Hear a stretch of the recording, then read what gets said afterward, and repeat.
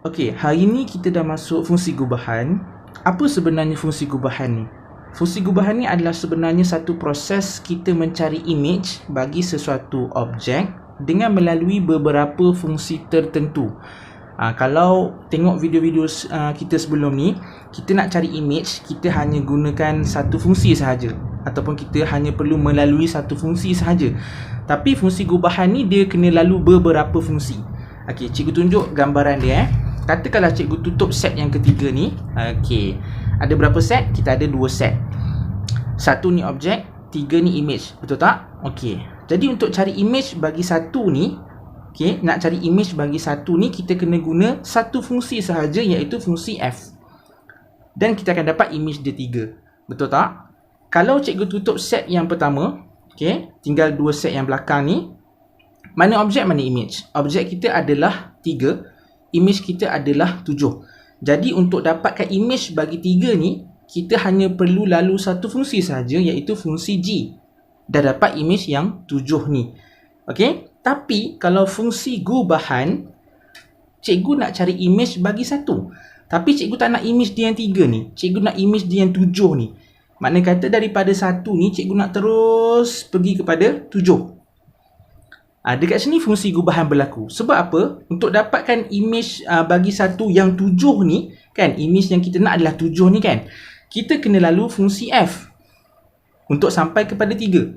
Lepas tu lalu pula fungsi g, barulah sampai kepada image dia yang 7 ni. So dekat sini kita perlu melalui lebih daripada satu fungsi. So dekat sini kita kena lalu 2 fungsi kan. Ini kita panggil fungsi gubahan. Okey, lagi satu dalam fungsi gubahan ni kamu tengok satu ni objek, okey, 3 ni adalah image di bawah fungsi f. Okey, di bawah fungsi f. 3 adalah image di bawah fungsi f. Tetapi di bawah fungsi g, 3 ini objek, 7 ini image. So ni insyaAllah cikgu rasa kamu senang nampak. Okey, sekarang ni cikgu nak buat satu contoh pengiraan.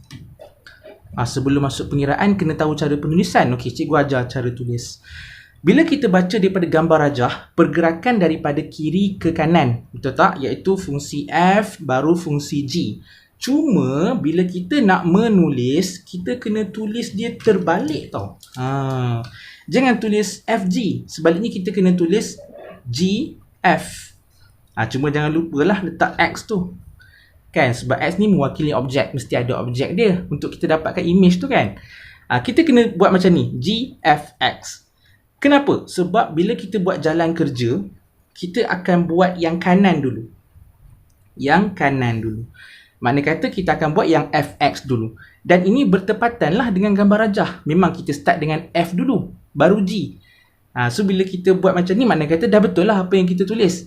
Sebaliknya, kalau kamu tulis fgx, kan kita dah kata dah jalan kerja daripada kanan, so mesti kamu buat yang gx dulu.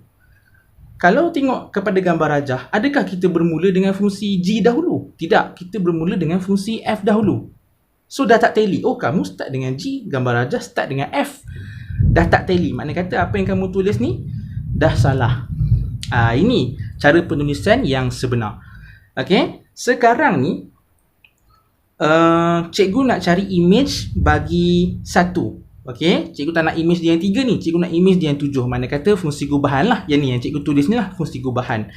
Okey, makna kata objek dah tahu dah, iaitu x kita dah tahu dah, iaitu 1. Betul tak? So cikgu akan buat macam ni, gf1. Gf1. Okey, ingat g dengan f ni bukan pemboleh ubah.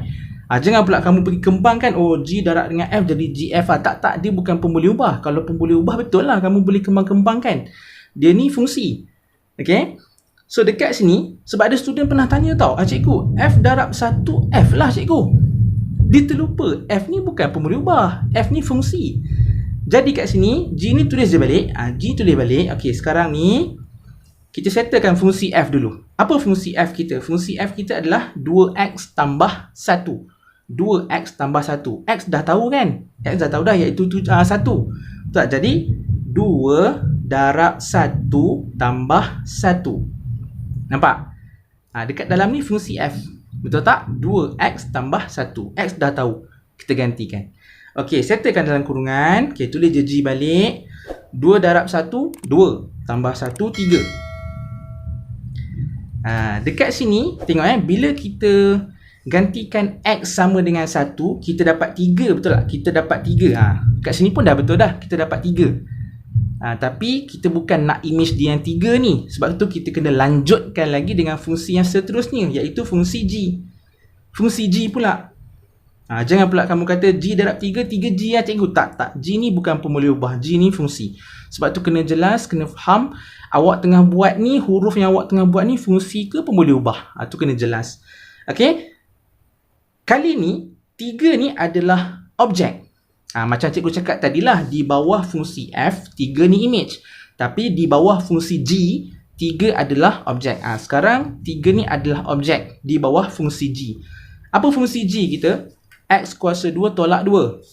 X kuasa 2 tolak 2. X tu kita ganti je lah dengan 3. So, dia akan jadi 3 kuasa 2 tolak 2. 3 kuasa 2, 9. 9 tolak 2, 7. Kita dapat 7, gambar rajah kita pun dapat 7. Mana kata apa yang kita buat ni?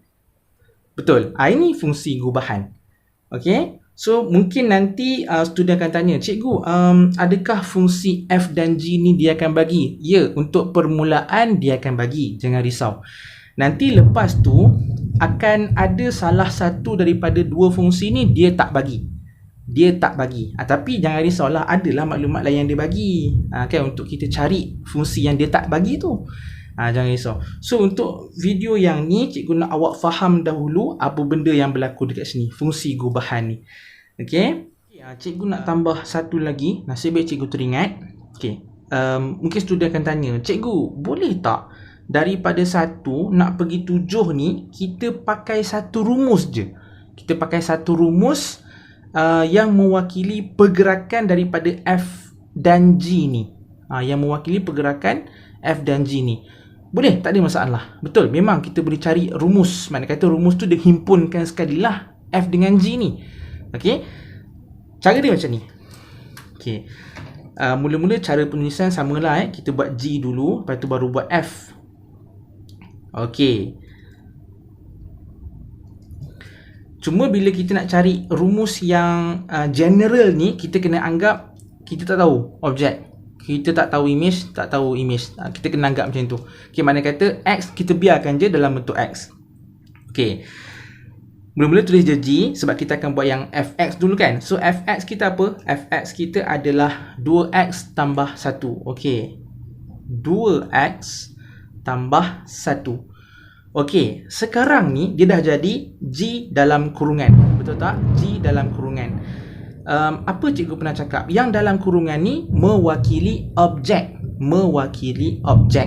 Jadi, dalam fungsi G kan ada X, betul tak? Dalam kurungan ni kan objek. X ni adalah objek. So, kita gantikan je dalam fungsi G tu. So, dia akan jadi macam ni. Okay, fungsi G kita adalah X kuasa 2 tolak 2. So, dia akan jadi X kuasa 2. Okay, dia akan jadi 2X tambah 1 kuasa 2. Ni X kita ni. X kuasa 2 tolak 2. Nampak tak? Okay. Sebab dalam kurungan ni objek. Okay, dalam kurungan ni objek. Dia bagi panjang mana pun, dalam kurungan tu tetap objek. Mana kata ibarat dalam kurungan tu X lah sebenarnya. Sebab tu kita gantikan dekat X dalam fungsi G ni. Kan X kuasa 2 ni X kita. X kuasa 2 tolak 2. Dekat sini kita kembangkan. So dia akan jadi 2X tambah 1 darab dengan 2X tambah 1 tolak 2. Cikgu harap kembangan kamu okey lah. 2x dengan 2x dia akan jadi 4x kuasa 2. 2x dengan 1 dia akan jadi 2x. 1 dengan 2x dia akan jadi 2x. 1 dengan 1, 1. Okey, tolak 2. Dekat sini 2x dengan 2x ni kita boleh pemudahkan. Begitu jugalah dengan 1 dan negatif 2 ni. So dia akan jadi 4x kuasa 2 tambah 4x tolak 1. Ini adalah kita punya rumus lamsam. Kita panggil rumus lamsam. Okay, rumus yang menghimpunkan terus fungsi F dan fungsi G ni. Mana kata daripada 1 terus nak pergi 7 ni, kita akan pakai rumus 4x kuasa 2 tambah 4x tolak 1. Jangan lupalah benda ni sebenarnya adalah fungsi g, f, x. Okey, cara penulisan jaga jangan tulis f, g, x. Okey, cikgu dah explain tadi kenapa. Okey, sekarang cikgu buktikanlah. Cikgu dah kata dah ni apa, dia punya rumus lamsam. Rumus lamsam makna kata lepas ni dah tak payah buat f lagi dah. Dah tak payah buat g lagi dah. Okey, kita buktikan. Kalau kita gantikan x ni dengan 1, sebab objek dia 1 kan, kita dapat tak jawapan dia 7? Jom kita buktikan. So dia akan jadi 4 darab dengan 1 kuasa 2 tambah 4 darab 1 tolak 1. Betul tak? Okey. 1 kuasa 2 1 lah. Darab 4 4. Okey, so 4 tambah dengan 4 darab 1 4. Tolak 1, betul tak? Okey, so dekat sini selesai kan? 4 tambah 1, 4 tambah 1. 4 tambah 4, 8. 8 tolak 1, 7. Sama tak dengan apa kita punya kat gambar rajah? Sama. Makna kata rumus yang kita buat lamsam ni, yang ni, betul lah ni. Okey, so cikgu harap kamu faham lah dekat sini.